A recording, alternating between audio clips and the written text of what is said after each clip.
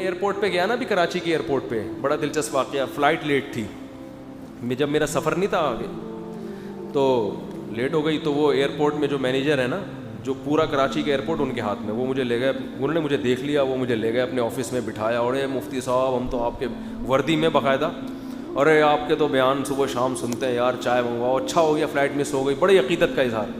ایک بڑا عہدیدار آدمی ہے, لیکن اگر کسی عالم کو عزت دے رہا ہے جس سے اس عالم سے اس کا کوئی مفاد بھی نہیں ہے, میں نے کیا ان کو 5 روپے بھی نہیں دینے نا, ٹھیک ہے, تو یہ ایک عزت کی بات ہوتی ہے. تو پھر انسان تمیز سے بات کرتا ہے ایسے لوگوں سے کہ یار ایک آدمی صرف دین کے علم کی بیس پر.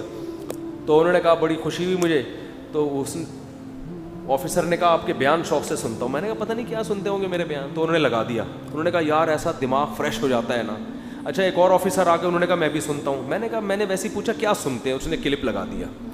کلپ جو لگا ہے نا, تو مجھے فلائٹ لیٹ ہونے کو بھول گیا, میں جو ٹینشن تھی ختم. مجھے اتنی ہنسی اپنا بیان سن کے اتنا مزہ آیا, میں نے کہا یار ہٹو بچوں, ہو گیا فریش ہو گیا. وہ کیا لگایا انہوں نے کہا یہ کلپ سن رہا تھا میں. تو وہ کلپ یہ لگایا کہ ایک قاری صاحب, ان کا نام عبد الغفور تھا, وہ بیمار نہیں ہوتے تھے. یہ میں بیان کر رہا ہوں اس کلپ میں, اور میں ہی سن رہا ہوں ان کے, وہ مجھے سنا رہے ہیں. عبد الغفور تھا, وہ بیمار نہیں ہوتے تھے. بچوں نے کہا یار یہ تو چھٹی نہیں کرتے. ایک بچے کو شرارت سوجی, قبرستان میں قبر کے پیچھے چھپ کے بیٹھ گیا. وہ قاری صاحب کی عادت تھی, جب بھی گزرتے, عبد الغفور نام تھا ان کا, السلام علیکم یا اہل القبور کہتے تھے. ایک دن وہ گزرے, السلام علیکم یا اہل القبور. چھپے ہوئے بچے نے آواز ماری, وعلیکم السلام بھائی عبد الغفور. اب عبد الغفور صاحب بے ہوش.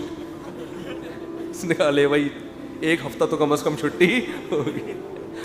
تو وہ اس نے مینیجر نے کہا یہ سن رہا تھا میں نے کہا مزہ تو